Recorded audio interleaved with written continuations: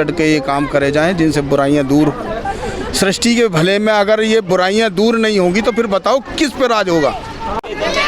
जहाँ पर शास्त्र नाम जी ग्रीनेस वेलफेयर विंग के सेवादारों द्वारा, डेरा सच्चा सौदा के सेवादारों द्वारा एक कैंप का भी आयोजन किया गया है और ज़रूरतमंद बच्चों को यहाँ पर खाने का सामान भी दिया जा रहा है। तो हमारे साथ हैं एक जिम्मेदार भाई, पूछते हैं सर आपका नाम?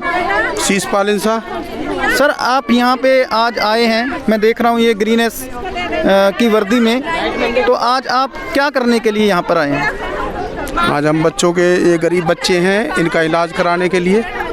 अभी हमारे गुरुजी ने वचन फरमाए थे तो उनके वचनों पे फूल चढ़ाने के लिए हम यहाँ पर आए हैं जी। ये 138वां कार्य है कि गरीब बच्चों का फ्री में इलाज और उनके लिए खाने के लिए हमने जो है ये गुड़ की गज्जक दिए हैं, मूंगफली हैं, बिस्किट हैं, तो ये सब चीज़ लेके हम आए हैं बच्चों के, गरीब बच्चों के लिए। तो ये जो प्रेरणा है सर, आपको किनके द्वारा ये प्रेरणा मिली? अपने पूज्य गुरुजी के द्वारा, संत डॉक्टर गुरमीत राम रहीम सिंह जी इंसा के द्वारा जी। जैसा कि हमें पता है, समाज को भी पता है कि अभी वो समाज में नहीं है, सुनारिया में है, तो आपको ये संदेश कैसे मिला? हमारे माता जी जाती हैं, वकील जाते हैं, उनके माध्यम से गुरुजी हमारे लिए जो भी अच्छा काम करना होता है उसकी प्रेरणा के लिए वो हमें चिट्ठी देते हैं। वो चिट्ठी के द्वारा हम उन सेवाओं को फॉलो करते हैं। क्या ये चिट्ठी अभी आपको हाल ही में मिली है क्या? हाँ जी, ये चिट्ठी अभी परमपिता शास्त्र नाम सिंह जी महाराज के जन्म महीने पे 25 जनवरी को ये चिट्ठी हमारे डेरे में आई थी, बाँची गई थी, तो उन्हीं के उपदेश से, हुक्म से और उन्हीं के आदेश से हम ये सेवा कर रही हैं। तो ऐसे कितने कार्य हैं जो ग्रीनेस फोर्स या डेरा सच्चा सौदा अभी जो कार्य कर रहा है? 138।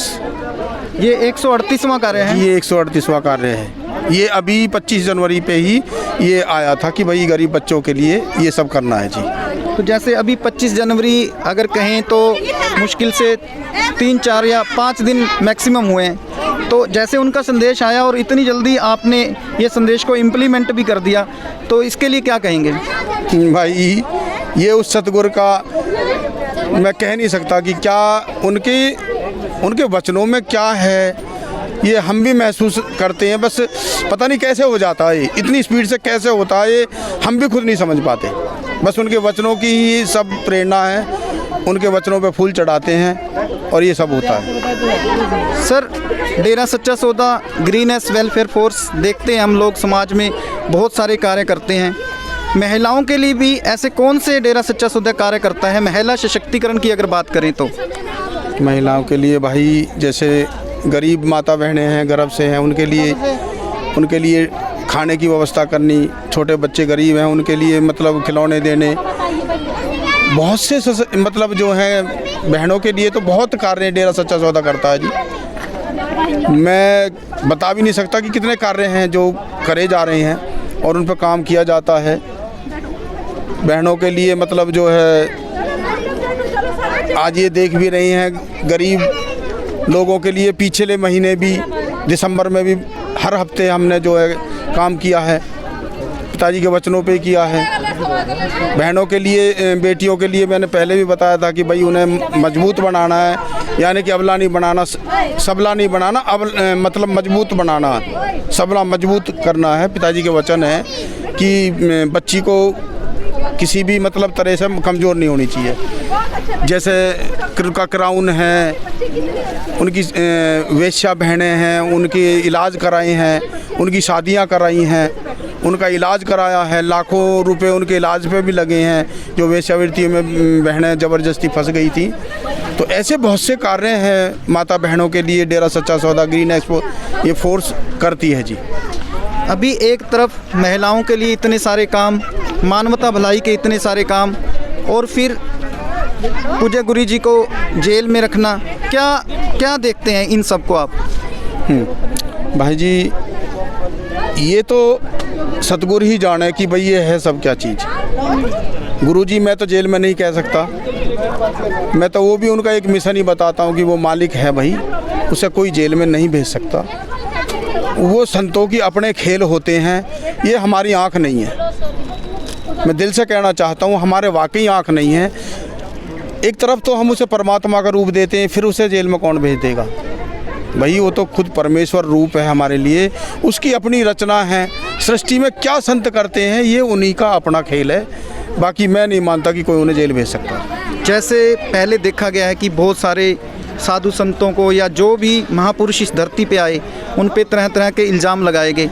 क्या आप भी सोचते हैं कि पूज्य गुरु जी के ऊपर भी इस तरीके की कोई षड्यंत्र या साजिश का वो शिकार हुए हों? संत पहले से ही अपनी मर्जी के होते हैं। संत के हुक्म में परमात्मा होता है, तो संत किसी के बंधन में कैसे आ जाएंगे? समय समय पे ये देखते हैं कि समाज को किस तरह से सुधारना है। हमारे जो पिछले संत हुए थे उन्हें क्रूस पे चढ़ाया गया था, उन्हें समाज के लिए परमात्मा का संदेश दिया।